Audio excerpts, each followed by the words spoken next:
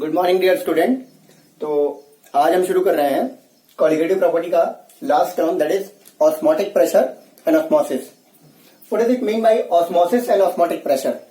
देखिए, daily life में कई सारे एग्जांपल्स हमारे पास ऑस्मोसिस और ऑस्मोटिक प्रेशर के मिलते हैं। फॉर एग्जांपल, अगर हम किशमिश ले लें, किशमिश उसको पानी में थोड़ी देर के लिए डाल दें तो घंटे, 2 घंटे, 4 घंटे बाद किशमिश जो है थोड़ी देर बाद फूल जाती है।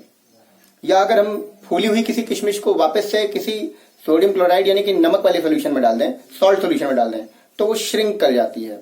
इसी तरह से हम कोई एग ले लेते हैं, एग, अंडा, उसको हम नॉर्मल वाटर में डालते हैं तो कुछ देर बाद, 2-4 घंटे बाद वो एग फूल जाता है। अगर हम वापस से उसे ब्राइन सोल्यूशन में डाल दें, ब्राइन सोल्यूशन बोले तो सोडियम क्लोराइड का सोल्यूशन यानी सॉल्ट सोल्यूशन, तो अगर हम सॉल्ट सोल्यूशन में डाल दें तो वापस से वो श्रिंक कर जाता है।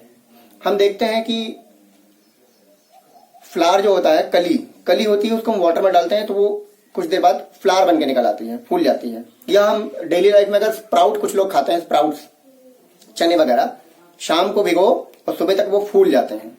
ये सब प्रोसेस ड्यू टू ऑस्मोसिस होता रहता है। ये सारी प्रोसेस ड्यू टू ऑस्मोसिस होता रहता है। ऑस्मोसिस क्या है, इसका प्रोसेस का यूज क्या है और इसके टर्म्स हम लोग क्यों यूज करते हैं, और ऑस्मोटिक प्रेशर क्या है, आज हम इसी के बारे में बात करेंगे। तो ऑस्मोसिस मतलब क्या है? Flotation of solvent molecules from the region of lower concentration to higher concentration, यानी from the region of solvent molecules to the solution molecules, यानी डाइल्यूट पार्ट से कंसेंट्रेटेड पार्ट की तरफ का मूवमेंट ऑफ व्हाट? सॉल्यूट। तो उसी को हम बोलेंगे क्या? ऑस्मोसिस। तो ऑस्मोसिस का मतलब क्या है? हम लोग ऑस्मोसिस को कैसे डिफाइन कर सकते हैं? ऑस्मोसिस मतलब movement of solvent molecules from the region of its higher concentration to the region of its lower concentration, यानी सॉल्वेंट मॉलिक्यूल्स का मूवमेंट उसके ही हायर कंसेंट्रेशन से उसके ही लोअर कंसेंट्रेशन की तरफ। अब ध्यान से हम देखेंगे कि कोई भी चीज किस तरह से फ्लो होती है। तो जब हम टेम्परेचर की बात करते हैं या प्रेशर की बात करते हैं, तो जब हम टेम्परेचर की बात करते हैं तो भी वो हायर लेवल से लोअर लेवल की तरफ जाता है। प्रेशर की बात करते हैं तो भी हाई प्रेशर से लो प्रेशर की तरफ मूव करता है। इसी तरह से हम कंसंट्रेशन की अगर हम बात करें तो कंसंट्रेशन में भी हायर रीजन से लोअर रीजन की तरफ वो मूव करेगा। Through what? Through semi permeable membrane. अगर वो सेमी परमेबल मेम्ब्रेन के थ्रू इस साइड से उस साइड या इस पार से उस पार जा रहा है तो हम उसे बोलेंगे ऑस्मोसिस। फॉर एग्जांपल, अगर हम देखें यहां पर, हम एक कंटेनर लेते हैं। इस कंटेनर में हम क्या करेंगे? बीच में एक मेम्ब्रेन डाल देंगे, बीच में यहां पे एक मेम्ब्रेन डाल देंगे। इस मेम्ब्रेन को हम लोग नाम देते हैं व्हाट? Semi permeable membrane. इसी को हम लोग बोलते हैं semi permeable membrane, that is SPM. SPM बोले तो व्हाट? सेमी परमेबल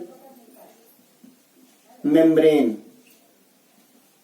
ये वो मेम्ब्रेन होती है जो सिर्फ और सिर्फ सॉल्वेंट मॉलिक्यूल्स को अलाउ करती है पास करने के लिए। Allowed only solvent molecules to pass, allowed only solvent molecules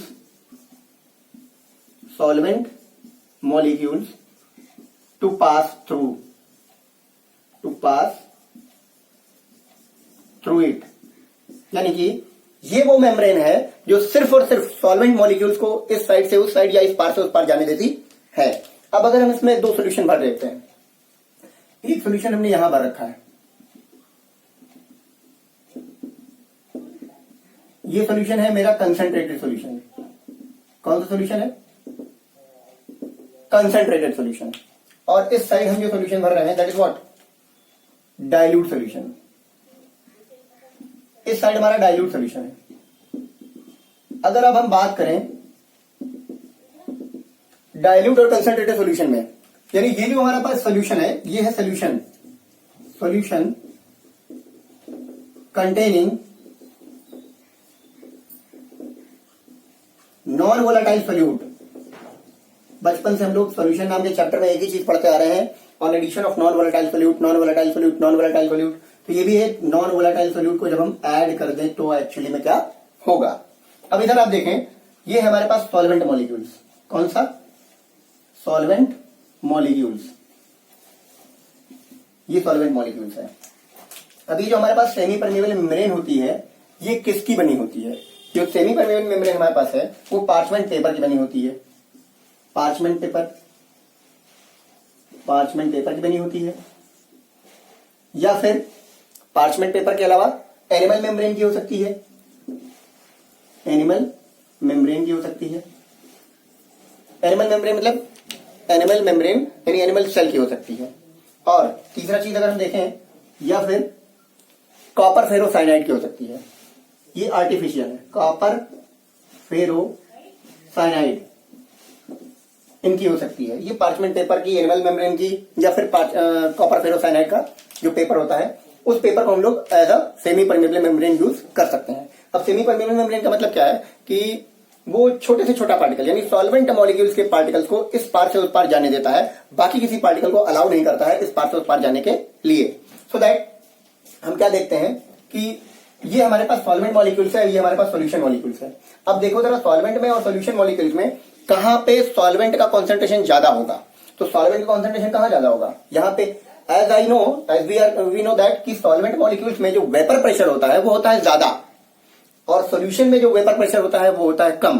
तो इस कम प्रेशर को मेंटेन करने के लिए सॉल्वेंट मॉलिक्यूल्स यहां से यानी डाइल्यूट पार्ट से कॉन्सेंट्रेटेड पार्ट की तरफ मूव करेंगे। ये हमारे पास कॉन्सेंट्रेटेड पार्ट है, ये कौन पार्ट है, और ये डाइल्यूट पार्ट है। तो अब इसको हम कैसे डिफाइन करेंगे, स्पॉन्टेनियस मूवमेंट। अच्छा, ये प्रोसेस जो है इसे हमें करवाने की जरूरत नहीं पड़ती है, ये अपने आप होती रहती है। ऑस्मोसिस प्रोसेस जो है वो अपने आप होती रहती है, ये अपने आप चलती रहती है। और ऑस्मोसिस लिक्विड मॉलिक्यूल में ही होती है, यानी लिक्विड सॉल्यूशन में ही पॉसिबल है, गैसेस में नहीं होती। तो क्या है कि डाइल्यूट मॉलिक्यूल्स, जो डाइल्यूट सॉल्यूशन डाइल्यूट सॉल्वेंट का पार्टिकल्स है वो यहां से इस पार्ट की तरफ मूव करते हैं through the semi permeable membrane. और ये कब तक चलेंगे जब तक कि इधर और इस तरफ का और उस तरफ का दोनों का वेपर प्रेशर इक्वल ना हो जाए। यानी इस वेपर प्रेशर को, ये जो सॉल्यूशन की तरफ कम वेपर प्रेशर है, इस वेपर प्रेशर को मेंटेन करने के लिए सॉल्वेंट के मॉलिक्यूल्स यहां से यहां की तरफ मूव करेंगे, अपने आप मूव करेंगे। तो spontaneous movement of solvent molecules from the region of higher concentration to the region of lower concentration through semi permeable membrane is known as what, is known as osmosis. यानी osmosis एक ऐसी process है जिसमें हम क्या कह सकते हैं, कोई भी सॉल्वेंट मॉलिक्यूल्स एक रीजन से, डाइल्यूट रीजन से हायर कंसंट्रेशन की रीजन की तरफ मूव करता है। इसी को हम बोलते हैं क्या, ऑस्मोसिस। इसी प्रोसेस को हम लोग नाम देते हैं ऑस्मोसिस का। अब अच्छा देखिए कि ऑस्मोसिस तो हमारे समझ में आ गया, अब हम ऑस्मोटिक प्रेशर कैसे समझेंगे। अब क्या करें, यहां देखेंगे धीरे धीरे स्लोली इधर का जो लेवल है, वाटर लेवल कम हो जाएगा, और इधर का लेवल जो है वो धीरे धीरे करके बढ़ जाएगा। अब हम क्या करें कि इसमें बाहर की तरफ एक लगा दें पिस्टन, एक पिस्टन लगा दें। अब हम चाहते हैं कि ये ऑस्मोसिस ना हो, तो हम क्या करेंगे, हम चाहेंगे ऑस्मोसिस ना हो तो हम यहां से प्रेशर अप्लाई करेंगे, एक प्रेशर अप्लाई करेंगे, और प्रेशर अप्लाई करते जाएंगे तब तक प्रेशर अप्लाई करेंगे जब कि यहां के ये जो सॉल्वेंट मॉलिक्यूल्स हैं ये मूव करना बंद हो जाए। इतना प्रेशर अप्लाई कर दें इस कॉन्सेंट्रेटेड सॉल्यूशन की तरफ कि ये सॉल्वेंट के मॉलिक्यूल्स इधर से इधर आना बंद हो जाए, रुक जाए, बंद हो जाए। So the pressure applied on to the solution side to stop the process of osmosis is known as what, osmotic pressure. तो इतना प्रेशर अप्लाई करें कि ऑस्मोसिस की प्रक्रिया यानी ऑस्मोसिस की प्रोसेस जो है वो स्टॉप हो जाए। तो यानी pressure applied to stop the process of osmosis is known as what, osmotic pressure. उसी को हम लोग ऑस्मोटिक प्रेशर कहते हैं, यानी कि OP, that is what, osmotic pressure.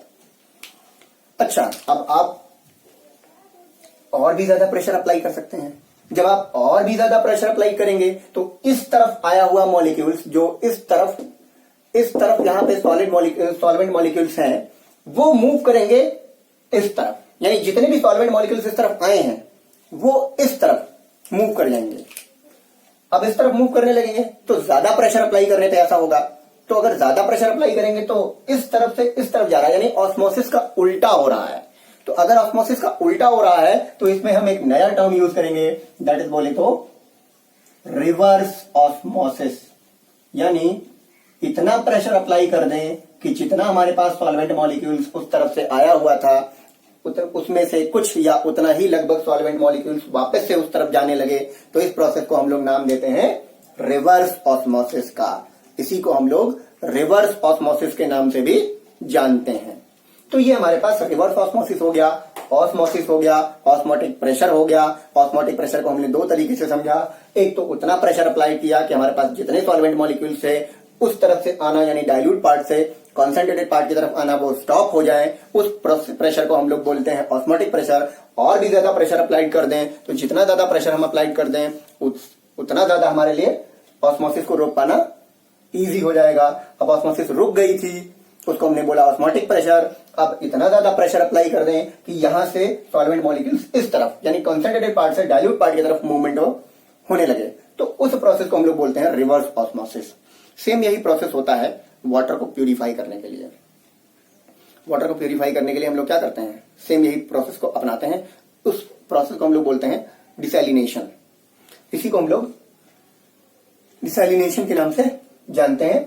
और इसमें क्या करते हैं कि solvent molecules higher concentration lower concentration of the region से, यानी सॉल्वेंट मॉलिक्यूल्स का मूवमेंट हायर कंसंट्रेशन से लोअर कंसंट्रेशन की तरफ होता रहता है। उसी को हम लोग बोलते हैं क्या, ऑस्मोसिस। और ये हमारे पास रिवर्स ऑस्मोसिस हो गया। अब हम देखिए ऑस्मोसिस, रिवर्स ऑस्मोसिस हमने सीख लिया। अब जरा देखिए सॉल्यूशन हमारे पास इस बेसिस पर कितने तरीके के हो गए। हमारे पास इस बेसिस पर जो सॉल्यूशन हो गए वो तीन तरह के हो जाएंगे। कौन कौन से? एक हम बोलेंगे हाइपरटोनिक सॉल्यूशन, हाइपरटोनिक सॉल्यूशन। दूसरा हम बोलेंगे आइसोटोनिक सॉल्यूशन।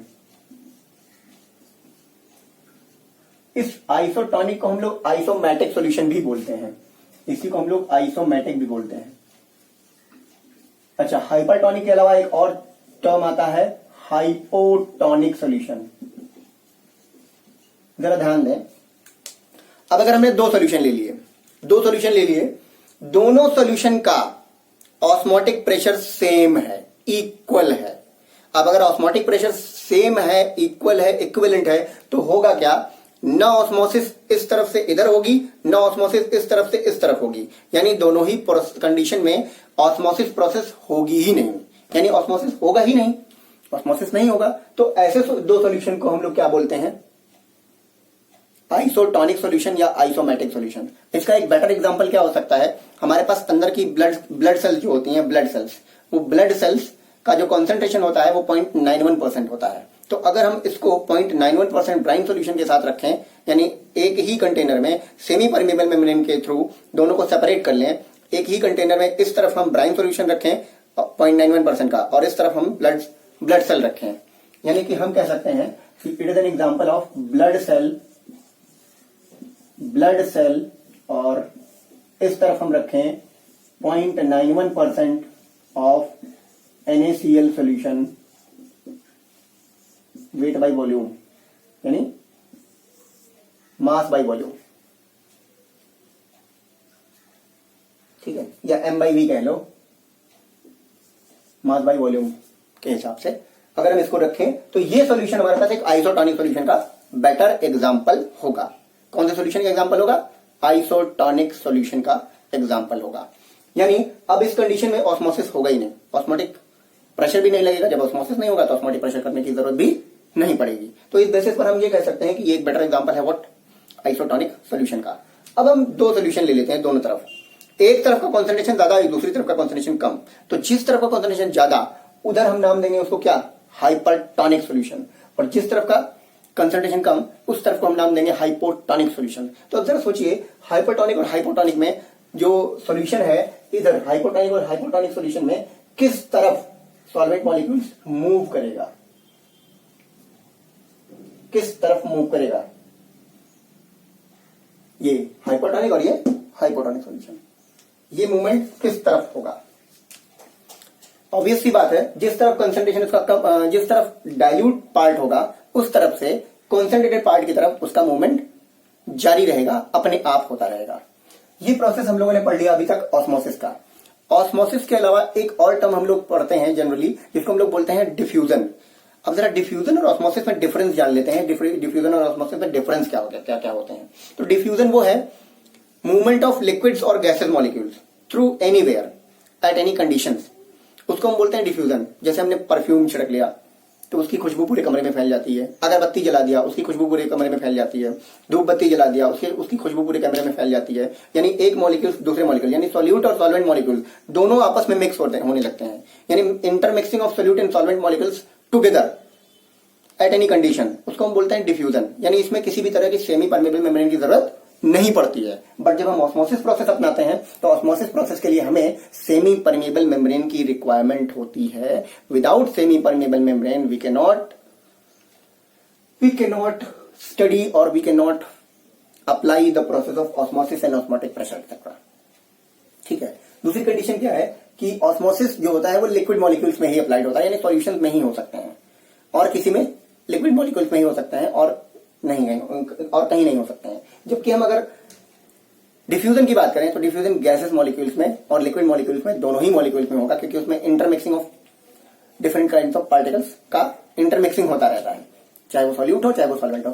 सॉल्यूट सॉल्वेंट आपस में मिक्स होते रहते हैं, उनको हम डिफ्यूजन बोलते हैं। तो अब हमने पढ़ लिया isotonic solution, hypertonic solution, hypotonic solution. अब हम बात करते हैं थोड़ी सी किसके बारे में, थोड़ी सी हम बात करेंगे effect of concentration on sales.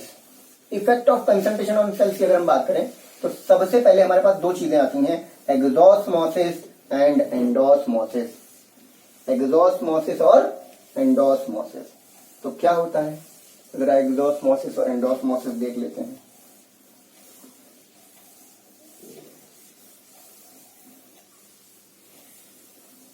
चलिए देखिए क्या होता है। एक्सोस्मोसिस और यहां पे हम पढ़ेंगे एंडोस्मोसिस, दोनों ही पार्ट है। एक्सोस्मोसिस और यहां पे हम पढ़ेंगे एंडोस्मोसिस। जरा ध्यान से देखिए दोनों का मतलब क्या है, कैसे हम दोनों को सेपरेटली पढ़ पाएंगे, क्या क्या कंडीशंस हैं, क्या क्या जरूरतें हैं और क्या क्या हम इसको कैसे सीखेंगे, एक्सोस्मोसिस और एंडोस्मोसिस। फॉर एग्जांपल हमने यहाँ पे कंटेनर लिया और इसमें एक एनिमल सेल डाल दी। क्या डाल दिया, एनिमल सेल डाल दिया। थोड़ा इसको बड़ा बना देते हैं ताकि आपको प्रीफरेबल दिखे। यहाँ पे हमने एक कंटेनर लिया और यहाँ पे हमने दूसरा कंटेनर लिया, वही कंटेनर लिया। हम देखते हैं यहाँ पे एक हम सेल डाल देते हैं और ये हम इसमें एक सॉल्यूशन भर देते हैं। सॉल्यूशन कैसा है हमारे पास, कॉन्सेंट्रेटेड सॉल्यूशन भर देते हैं। तो क्या होगा, जब हम एक कॉन्सेंट्रेटेड सॉल्यूशन में एनिमल सेल को डाल देते हैं तो अगर आप अब आपने पढ़ लिया है ऑस्मोसिस तो आप खुद बता सकते हैं कि जब जैसे हमने भरा तो इसका मीनिंग क्या होगा, इससे रिजल्टेंट क्या निकलेगा। इससे क्या होगा कि ये बाहर का कंसंट्रेशन है ज्यादा, इसके अंदर का कंसंट्रेशन है कम। तो अब सॉल्वेंट मॉलिक्यूल्स कहां से निकलेंगे, सेल के अंदर से निकलेंगे और वो कंसंट्रेटेड सॉल्यूशन की तरफ जाएंगे। तो थोड़ी देर बाद हमारे पास जो रिजल्ट मिलेगा वो सेल का कैसा मिलेगा, एक जो हमारी सेल पड़ी होगी वो धीरे धीरे करके श्रिंक हो जाएगी। हमारे पास जो सेल पड़ी होगी वो धीरे धीरे करके क्या हो जाएगी, श्रिंक हो जाएगी। ठीक है, यानी क्या हुआ, सेल पड़ी थी कॉन्सेंट्रेटेड सॉल्यूशन में और ये सेल पड़ी है कहां पे, डाइल्यूट सॉल्यूशन में। यानी अब क्या होगा, सॉरी ये हमारी सेल कॉन्सेंट्रेटेड सॉल्यूशन में पड़ी है और थोड़ी देर बाद ये सेल श्रिंक हो जाएगी, यानी पतली हो जाएगी, छोटी हो जाएगी। कैसे, जब हम एक फूली हुई किशमिश को किसी सॉल्ट सॉल्यूशन में डालते हैं तो क्या होगा, फूली हुई किशमिश में जो भरा हुआ सॉल्वेंट मॉलिक्यूल्स होता है वो निकल करके सॉल्ट सॉल्यूशन में जाएगा, यानी अंदर का सॉल्वेंट मॉलिक्यूल्स सॉल्ट सॉल्यूशन में जाएगा और किशमिश हमारी श्रिंक हो जाएगी। इन द सेम वे अगर फूले हुए अंडे को हम किसी ब्राइन सॉल्यूशन में डाल दें, यानी सॉल्ट सॉल्यूशन में डाल दें, तो सेम तरीके से उसमें भी यही प्रोसेस होगा। क्या होगा कि अंडा, जो फूला हुआ अंडा होगा वो धीरे धीरे करके श्रिंक हो जाएगा, सिकुड़ जाएगा। ठीक है, तो यही प्रोसेस यहां पे होगी। यानी हुआ क्या यहां पे कि फ्लोटेशन ऑफ या flow of solvent molecules from the animal cell towards the concentrated cell, ठीक है, इसको हम क्या बोलते हैं? एक्सोस्मोसिस। यानी हम इसको कैसे डिफाइन कर सकते हैं?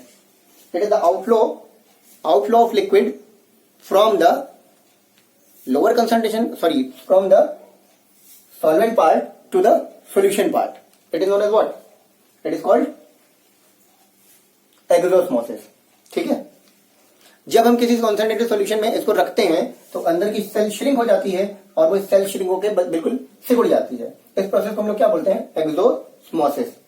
यानी outflow of liquid from the animal cell, it is known as what? Exosmosis. चलिए अब हम बात करते हैं एंडोस्मोसिस की। इसके लिए हम क्या करेंगे? इसके लिए हमने भरा ये कंटेनर लिया और इस बार हमने सॉल्यूशन लिया कैसा? डाइल्यूट सॉल्यूशन लिया। जैसे ही हमने डाइल्यूट सॉल्यूशन लिया और इसमें हमने भरा सेल हमारा था सेल, ये सेल था हमारे पास। ठीक है, अच्छा एक और चीज कि अगर हम देखें shrinking of the size of the cell, अगर हम एनिमल सेल की बात करें ड्यू टू एक्सोस्मोसिस के थ्रू अगर जो सेल सिकुड़ जाती है, अगर वो एनिमल सेल है हमारी, तो उसको हम बोलते हैं क्रीनेशन। इस प्रोसेस को हम लोग बोलते हैं क्रीनेशन। अब जो हमने डाइल्यूट सॉल्यूशन लिया है, ये हमारे पास डाइल्यूट सॉल्यूशन है, तो जैसे ही हमने डाइल्यूट सॉल्यूशन लिया तो अंदर क्या होगा कि यहाँ पे अब ये सेल जो है, इस सेल का साइज धीरे धीरे धीरे धीरे करके स्वेल हो जाएगा, फूल जाएगी। तो डाइल्यूट सॉल्यूशन में और कंसंट्रेटेड सॉल्यूशन में डालने पर सेल का हमारे यही हाल होता है।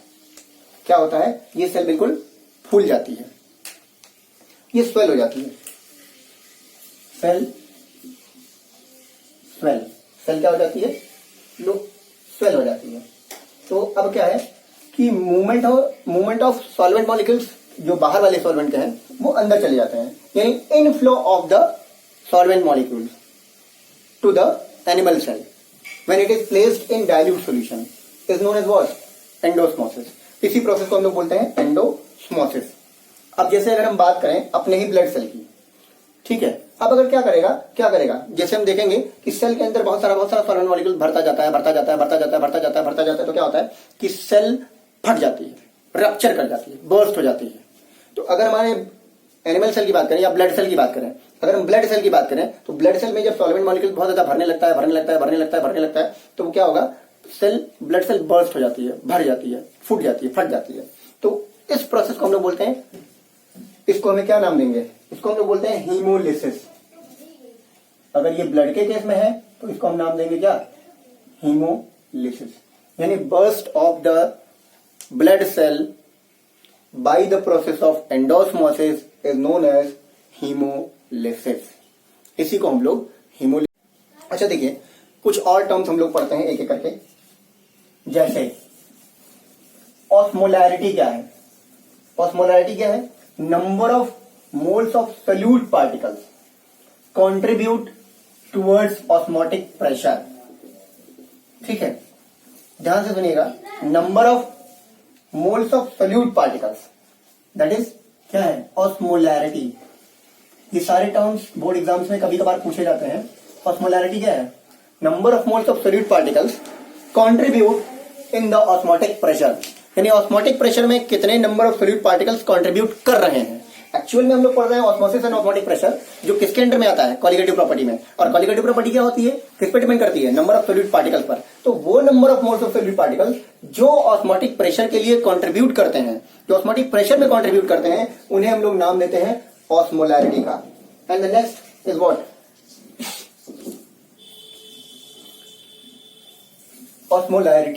ऑस्मोलैरिटी या अगर हम इसको ऑस्मोल में पढ़ें तो कितने नंबर ऑफ सोल्यूट पार्टिकल्स हैं जो ऑस्मोल में पार्टिसिपेट करते हैं?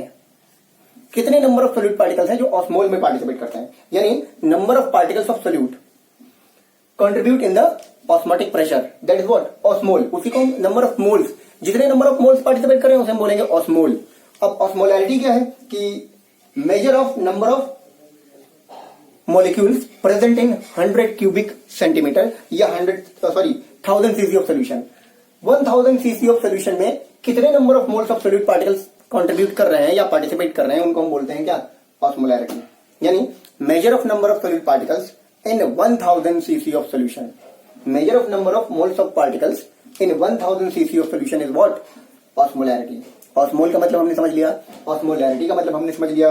अब the next term is your what? Osmolality. Osmolality किस पे हम डिपेंड करती है? तो जैसे osmolarity पढ़ी कि number of moles of solid particles in 1000 cc cubic centimeter of solution, उसी तरह से अगर हम osmolality की बात करें तो number of moles of solid particles in 1000 kilogram of solvent. अगर हम 1000 किलोग्राम ऑफ सॉल्वेंट की बात करेंगे तो उसको हम बोलेंगे ऑस्मोलैलिटी. ये था ऑस्मोलैलिटी और अगला टर्म है ऑस्मोलैलिटी. ऑस्मोलैलिटी दो चीजें हैं. अगला टर्म इज व्हाट? अगला टर्म हमारा है टोनिसिटी, यानी measure of effectiveness of what? Effectiveness of what? Osmolarity and osmolality. अगर हम सेल बायोलॉजी में ऑस्मोलैरिटी और ऑस्मोलैलिटी को स्टडी करते हैं तो उसको हम बोलते हैं टोनिसिटी. ये आप लोग बायो में पढ़ेंगे अच्छे से. टोनिसिटी यानी measure of osmolarity and osmolality, measure of effectiveness of osmolarity and osmolality in the cell biology. उसको हम नाम देते हैं किसका? टोनिसिटी का. अब अगला टर्म हम लोग इसके कुछ न्यूमेरिकल पार्ट्स पढ़ लेते हैं जो हमें न्यूमेरिकल पार्ट्स में यूज करने हैं.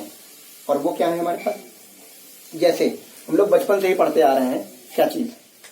बचपन से ही एक क्लास 11 से हम लोग पढ़ते आ रहे हैं एक formula, that is bold what? उस फॉर्मूले को हम लोग बोलते हैं PV is equals to nRT. तो जैसे ही हम फॉर्मूला पढ़ते हैं PV is equals to nRT तो हमारे पास एक नया चीज आता है. क्या है P, क्या है V, क्या है N और क्या है R और क्या है T. इन सबका हमारे पास अलग अलग फॉर्मूला हमें पढ़ना चाहिए. और इसका यूज क्या है हमारे पास? तो अगर हम इसकी यूज के बारे में बात करें, जैसे देखिए PV is equals to nRT. हम लोग इस फॉर्मूले से क्या क्या समझते हैं, ये फॉर्मूले का यूज हम लोग कहां पे करते हैं और इस फॉर्मूले का यूज हम लोग कहां तक कर सकते हैं. देखिए ये फॉर्मूला डिराइव कैसे होता है. अगर हम इसकी बात करें यानी P की, अगर इस P को हम लोग प्रेशर नाम दें, इस P को हम लोग ऑस्मोटिक प्रेशर कहें. Osmotic pressure. अगर हम इसको ऑस्मोटिक प्रेशर से बात करें तो ये इसको हम डिनोट करेंगे पाई से. देखिए अगर हमारे पास क्या है, अगर हम बॉयल्स लॉ पढ़ चुके हैं, बॉयल्स लॉ, तो according to Boyle's law pi is inversely proportional to what? Volume. ठीक है, तो इक्वेशन 1 मान लो. दूसरी चीज, अगर हम चार्ल्स लॉ को फॉलो करें, सॉरी गै-लुसाक्स लॉ को फॉलो करें तो pi is directly proportional to क्या होता है? T. इसको हम इक्वेशन 2 मान लें. ये हमारे पास इक्वेशन 1 और इक्वेशन 2 दो तरीके इक्वेशन हो गए. अब हम दोनों को मैच कर लें, यानी pi is equal to is directly proportional to क्या हो जाएगा? T by V. तो अब हम क्या करेंगे, इसको हम कैसे और किस तरीके से स्टडी कर सकते हैं, यानी pi is equal to what? S T by V. ये क्या है? ये है सॉल्यूशन का कंसंट्रेशन, यानी S मतलब बोले तो क्या? ये सॉल्यूशन कांस्टेंट है. इसको हम बोलेंगे सॉल्यूशन कांस्टेंट. ये हमारे पास सॉल्यूशन कांस्टेंट के नाम से जाना जाएगा. अब जरा देखिए, इस V को इधर ले जाते हैं तो ये हो जाएगा pi V is equals to ST. ये हमारे पास एक फॉर्मूला नया बन के आ जाएगा. अगर हम इसको N मोल के लिए ले लें, N मोल्स के लिए, तो ये हो जाएगा हमारे पास फॉर N मोल्स तो pi V is equals to NST. यानी pi V is equals to क्या हो जाएगा हमारे पास? NST. N बोले तो नंबर ऑफ मोल्स, S बोले तो सॉल्युबिलिटी कांस्टेंट या सॉल्यूशन कांस्टेंट, और T बोले तो टेम्परेचर. अब जरा इसको हम किस वे में लें? Pi is equals to what? Pi is equals to क्या कर सकते हैं? Pi is equals to N by V S into T. इसको ऐसे भी लिख सकते हैं. अच्छा, N बाई V को हम लोग क्या बोलते थे? N बाई V को हम लोग बोलते थे क्या? Concentration. C is equal to what? Concentration. जरा ध्यान से देखिए कॉन्सेंट्रेशन हमारा क्या है. ठीक है, तो ये हो गया हमारे पास pi is equals to CST. एक नया फॉर्मूला हमारे पास डिराइव हो गया. हमारे पास नया फॉर्मूला आ गया पाई इक्वल टू CST. या इसी को हम लोग कहेंगे पाई इक्वल्स टू CRT। यहां पे एक एक टर्म हम लोग पढ़ते हैं। C क्या है? कॉन्सेंट्रेशन। कॉन्सेंट्रेशन, इसकी यूनिट क्या लिख सकते हैं हम लोग? इसकी यूनिट क्या लिख सकते हैं? कंसंट्रेशन, या इसी को हम लोग कहेंगे मोलैरिटी। मोलैरिटी। अच्छा, इसकी यूनिट क्या हो सकती है? मोल पर लीटर। मोल पर लीटर, इसकी यूनिट क्या हो सकती है? इसकी यूनिट को हम लोग बोलेंगे मोल पर लीटर। अच्छा, ये पाई मेरे पास क्या है? इसी को हम लोग बोलते हैं ऑस्मोटिक प्रेशर। ऑस्मोटिक प्रेशर, इसी को हम लोग बोलेंगे ऑस्मोटिक प्रेशर। टी बोले तो टेम्परेचर। हमारे पास आर क्या है?